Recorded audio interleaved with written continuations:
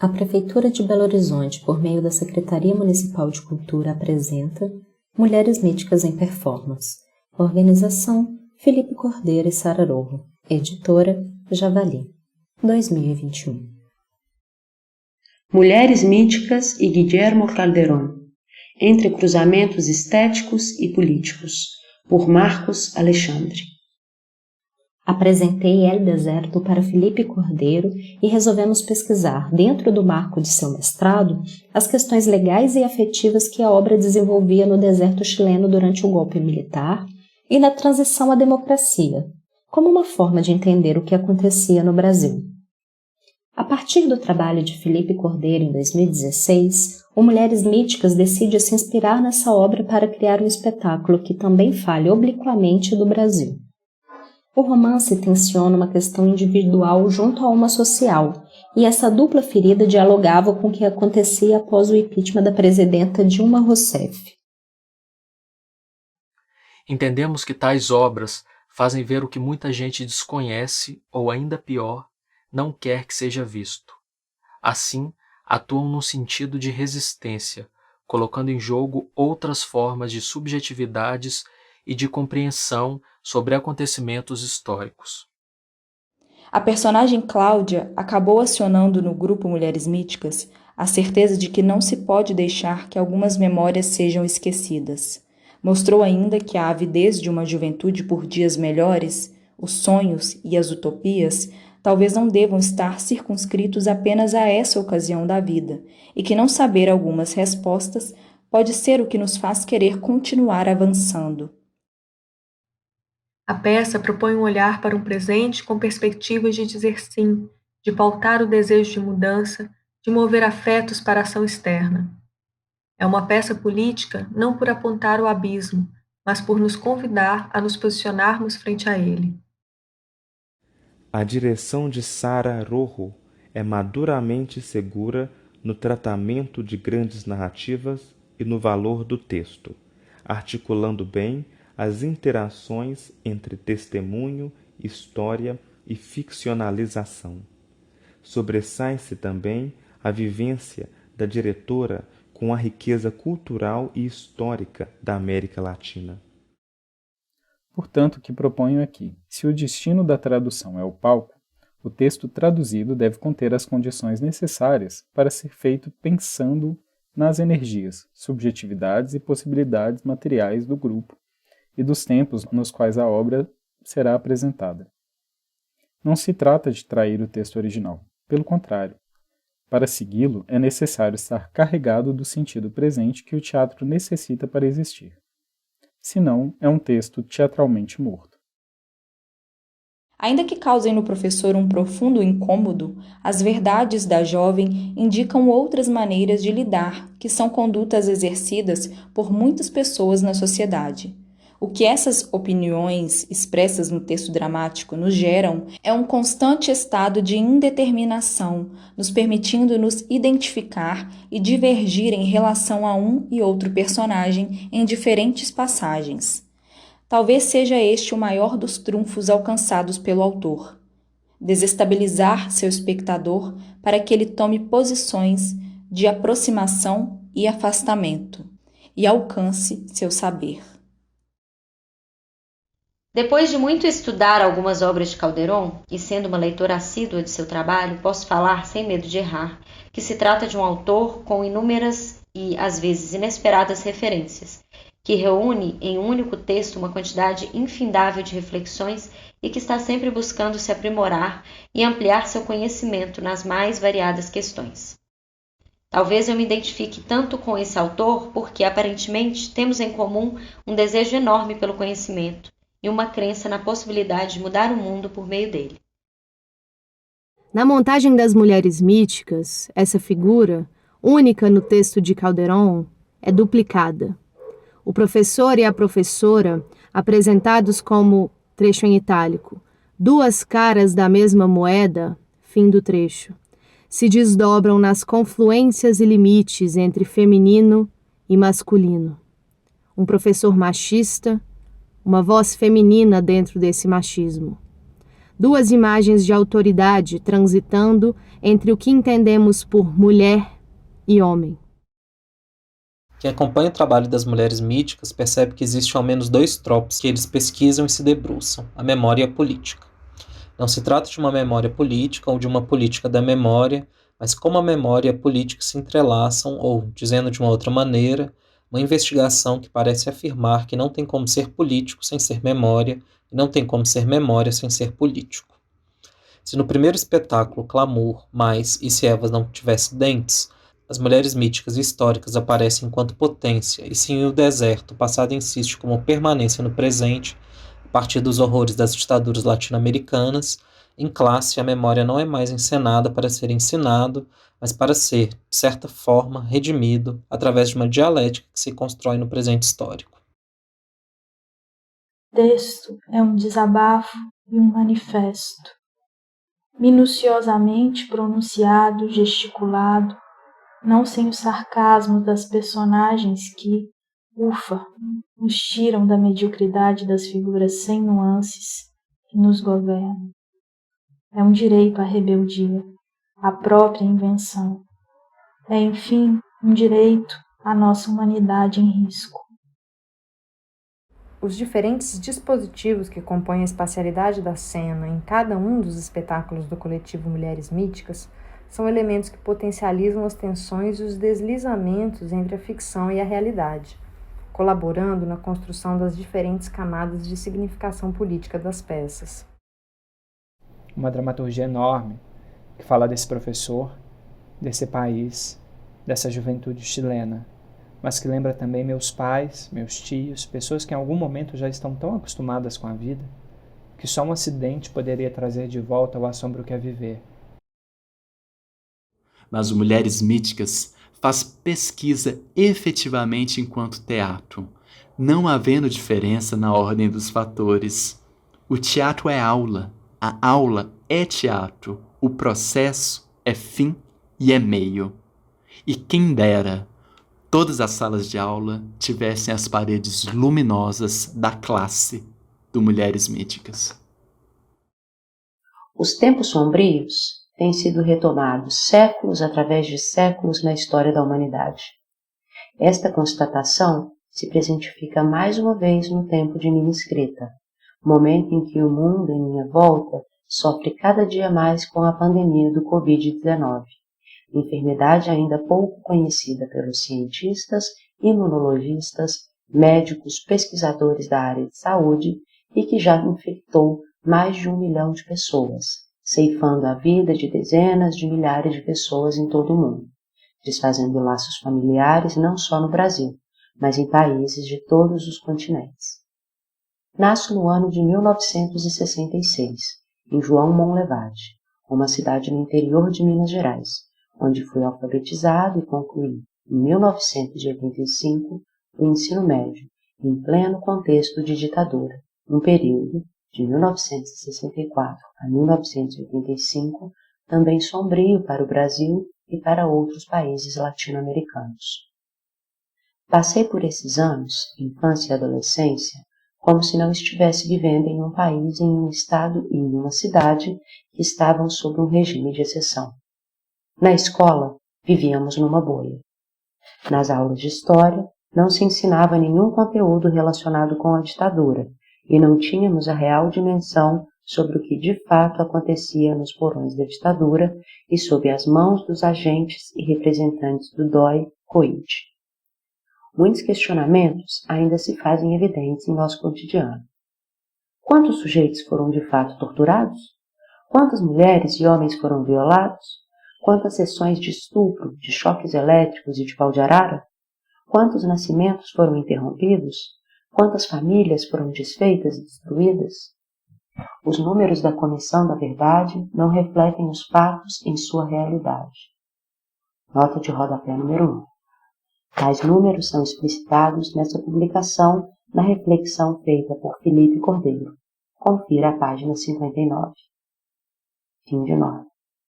Se em diversos países da América Latina, como Argentina, Chile, Peru, para citar os mais conhecidos em nosso contexto, existem movimentos concebidos para recuperar a memória, tais como as mulheres da Praça de Maio e Hijos na Argentina, a Marcha dos Pinguins e os protestos de rua no Chile, e para que floresça a memória, ações do Yucatán no Peru, com o objetivo de não permitir que a memória caia no esquecimento, parece que esta não é a opção brasileira.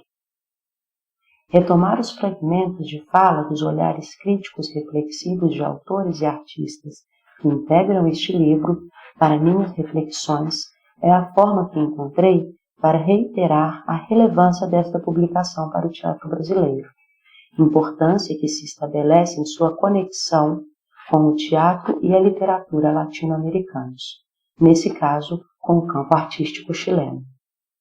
Quando o grupo Mulheres Míticas retoma o romance de Carlos Franz, El Desierto, e a peça de Guillermo Calderón, Classe, e decide realizar uma leitura espetacular de ambas as obras, reconectando-as com o nosso lugar de enunciação, Brasil, Minas Gerais, Belo Horizonte, respectivamente nos anos de 2016 e 2019, ele se coloca como um mediador de seu tempo. O ponto de fricção e contato está no ato de tentar dar conta de tudo que representaram e ainda representam os atos históricos da ditadura e da pós-ditadura na vida do Chile, de seus cidadãos, em contraposição à realidade brasileira, também de sua população. Trazer os meandros e, de alguma maneira, discutir, a partir da arte, a complexidade das relações sociopolíticas e econômicas de ambos os países é o que faz imperativa a leitura deste livro. Em seu romance, Carlos Franz discute a questão da violência, que sempre esteve enraizada no seio da Pachamama, como representação maior das Américas. Segundo o autor, abre aspas, o romance rastreia nas origens da violência política latino-americana, mas o faz por meio de um tratamento estético novo. Não é um romance de ditadura, mas de transição.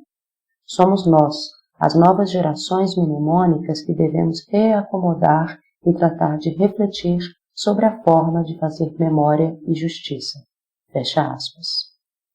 Esta ideia de reacomodação e reflexão sobre as questões identitárias e políticas tem sido uma característica marcante do teatro concebido e produzido por Sara Rojo, diretora também criadora do Mayombre Grupo de Teatro, em 1995. Postura que não é diferente em suas propostas estéticas realizadas com Mulheres Míticas, desde sua criação em 2014. Reacomodar aqui diz respeito ao olhar da diretora e de seu elenco no trato com as questões micropolíticas que integram as dramaturgias e montagens realizadas, como se deu no processo de tradução e transcriação da linguagem romanesca de Franz para a dramaturgia proposta por Felipe Cordeiro e Gabriela Figueiredo, em coparticipação criativa com o elenco. Neste sentido, adaptar El Desierto para a cena implica estar ciente dos fatos históricos ocorridos no Chile e dispostos a partir deles, estabelecer diálogos pertinentes e que possibilitem que os registros mnemônicos ultrapassem as fronteiras regionais para assumir novas formas de acesso à realidade e à construção de repertório. Quantas Lauras existiram nas histórias das ditaduras? Quantas Cláudias nasceram ou foram impedidas de nascer diante dos atos de estupro? Quantos Cáceres se propagam com os sistemas de exceção e violação dos direitos humanos? Cácere, o nome mais simbólico impossível. Quais dos papéis dos Mários efetivamente se corporificam nos entrelaçamentos de histórias de opressão? Transcriar o romance dentro da perspectiva das Mulheres Míticas é revisitar história, política, realidade e ficção. Aliás, a transcriação se dá desde o nome, o deserto, que pode vir a representar no processo tradutório a decisão de manter o intercâmbio das letras S e Z no título da peça. Em se tratando das posturas ideológicas e sociopolíticas da diretora do grupo, é muito mais do que uma questão de grafia. No texto, montagem, ressonam ações disparadoras de posicionamentos micropolíticos presentes, direta ou indiretamente. O impeachment de Dilma Rousseff, o governo ilegítimo, Machu Picchu, música instrumental andina, aridez do deserto, cartas, rádio A Voz do Deserto, Elza Soares, Gabriela Mistral, Gal Costa, Violeta Parra, La Valsa, Não ao Despejo, Onde está o Amarildo? Cadê o dinheiro da merenda? Fotos de negros escravizados, pau de arara, rostos de desaparecidos, cartazes com palavras de ordem, imagens em projeções ao som de batidas de martelo, imagem da Virgem, La Patroncita, Nossa Senhora Aparecida, Virgem del Carmen, Marielle Franco, Máscaras da Diablada, escrita em manifesto, imagens em manifesto, manifestações, máquina de tear para tecer narrativas de si? Pátria livre, venceremos, pátria livre, venceremos. O deserto rasura as categorias de tempo e espaço. Chile, Brasil, Minas Gerais, Belo Horizonte, criando imagens convexas. Como propõe Júlia Morena, é mister que, abre aspas, nos posicionemos frente ao abismo, fecha aspas. E o abismo aqui também é alegórico e transcendente. As falas e memórias de Mário e Laura. Como uma santa em sacrifício, ela se adaptou à força dele. A dor a alcançou como um relâmpago que percorreu toda sua pele, arrepiando. Uma só gota de fogo, limpa de qualquer outra sensação ou sentimento. Uma gota puríssima de algo que ela nunca havia experimentado antes e para o qual a palavra dor passou a ser sempre insuficiente. Já havia entre os dois uma intimidade irrecusável. A partir daquilo ela passou a usar seu corpo como disfarce e seu rosto como máscara. Deu-se o pacto. A cada sacrifício da nossa juíza, um preso seria libertado. A cada encontro com o Major Mariano Cáceres, uma nova salvação. Bastava que Laura fosse até o acampamento militar, vestida como havia sido instruída, e dissesse: Sou eu. Quero mais. Essa é a história dele. O que Mário chama de intimidade, para mim foi a aceitação da violência como moeda de troca pela vida. Eu achei que podia enfrentar Cáceres com os meus altíssimos princípios de jovem juíza, com meu corpo. Mas não.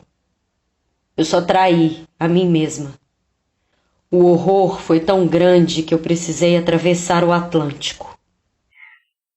É preciso repensar, ressignificar e rearticular sempre o ato de Laura, a busca de entendimento de si de Cláudia e, mais que tudo, refletir sobre os textos, cenas finais da dramaturgia, peça, e sobre o alcance de inclusão do poema musicado de Pablo Neruda, Alturas de Machu Picchu, quando os atores, personagens, cantam em uníssono enquanto a bandeira Huipala percorre a cabeça do público e alguns espectadores são convocados para segurá-la e juntos sair em cortejo até o saguão do teatro. Guillermo Calderón e sua importância para a produção artística contemporânea são inquestionáveis. Início de nota. Suas obras Neva, 2006, Classe, 2008, tradução inédita que integra essa publicação, Diciembre, 2008, Vidya, Mais Discurso, 2011, apresentada em Belo Horizonte no FIT BH de 2012, Beben, 2012, Escuela, 2013, traduzida para o português e publicada pela editora Javali em 2018, Feos, 2015, Mateluna, 2016, apresentada na MIT SP em 2017. Fim de nota. Sua ligação com a arte tem sido constante. É ator, diretor, dramaturgo, roteirista. Formado pela Universidade do Chile, chegou a atuar em novelas, realizou cursos de pós-graduação e mestrado nos Estados Unidos e foi professor de atuação na Universidade Católica do Chile. O cunho sociopolítico de seu teatro sempre integrou seus trabalhos, que tratam de forma crítica as questões relacionadas com as temáticas da memória e da ditadura em seu país, mas com um olhar que atravessa os aspectos de território e nação. Quando as mulheres míticas resolvem montar classe e realizar a sua tradução para o português, trabalho realizado a 6 mãos entre Álvaro Rojo, Gabriela Figueiredo e Sara Rojo, a peça recebe uma versão dramatúrgica em que o atravessamento político, as facetas do real e as subjetividades se tornam um elemento central para a idealização do processo do texto espetacular. A propósito, esta é uma característica do grupo, que apresenta aspectos comuns com o projeto artístico de Calderón. Assim como dramaturgo, Sara Rojo atuou como atriz e dirige projetos espetaculares em que as questões identitárias, mnemônicas e sociopolíticas são o cerne dos trabalhos ou os atravessam de forma pungente. Traduzir classe significa não só verter a peça para o português brasileiro, mineiro, mas, novamente, aproximar as histórias comuns que entrecruzam os 2 países, Brasil e Chile, de forma a permitir que os aspectos singulares de ordem econômica, política e subjetiva sejam colocados em discussão. Como crítico, leitor e espectador, não vejo sentidos em propostas dramatúrgicas espetaculares que não discutam e não façam pensar e refletir sobre os lugares em que vivo e atuo como sujeito. Essa postura artística e ideológica nutre o trabalho das mulheres míticas. Precisamos ser atravessados por ações e visões políticas, ainda que micro, para que possamos sair da atual situação de inércia social. Início de nota. No momento em que encaminho para as últimas linhas considerações deste texto, novamente retomo nossa condição de isolamento social involuntário. Tenho consciência de que ficar em casa é a forma mais eficaz para evitar que a enfermidade se espalhe, mas também é o momento em que volto para o mais íntimo de mim e percebo o quanto necessito do outro no meu dia a dia e que o teatro é a melhor forma de me colocar em contato com o mundo em minha volta. Fim de nota. A partir desta perspectiva, a tradução montagem de classe evidencia o proposto pela diretora, que é, início de citação, conter as condições necessárias para ser feita pensando nas energias, subjetividades e possibilidades materiais do grupo e dos tempos nos quais a obra será apresentada. Fim de citação. Alinhado a este princípio, um dos grandes méritos da tradução e montagem é a conversão da personagem professor do texto de Guillermo Calderón para uma dupla, professor e professora. Ao transformar uno em duplo, o grupo não só resolve o problema de que todo o elenco, Felipe Cordeiro, Jéssica Rivas e Luísa Lagoeiro, possa participar da montagem, como era um desejo do coletivo, mas também, e é este aspecto que considero relevante para esta leitura, possibilita a experimentação de facetas distintas dos sujeitos representados. Em termos técnicos e estéticos, tanto Felipe Cordeiro quanto Luísa Lagoeiro podem emprestar traços de suas subjetividades para a composição do professor e professora. Eles registram partituras físicas de suas corporeidades no tratamento com os discursos proferidos pela personagem. Os conflitos são mais exaltados e o limiar, tempo, fato histórico, ações filosóficas e micropolíticas se torna mais tênue. O exacerbamento das relações de poder e de coerção psicológica e simbólica dos professores sobre a aluna se dá num crescendo, transpondo as paredes da sala de aula, dinamitando as noções de tempo e espaço. Leitor e espectador são convocados a se deslocarem de suas posições de comodidade para refletir sobre os atos que transcendem as páginas do livro e do palco. Nesse caso, as vozes da rua, marchas dos pinguins, diretas já, ele não, convocam a aluna a uma tomada de posição, e o esperado é que o receptor faça o mesmo. Afinal, o teatro é uma arte da presença, e como tal, requer leitores e espectadores que se disponham a atuar como sujeitos moventes. É isso que o teatro de Calderón, assim como o romance, dramaturgia de France e o trabalho artístico das mulheres míticas requerem. Incentivo Lei Municipal de Incentivo à Cultura de Belo Horizonte, projeto 1892/2018.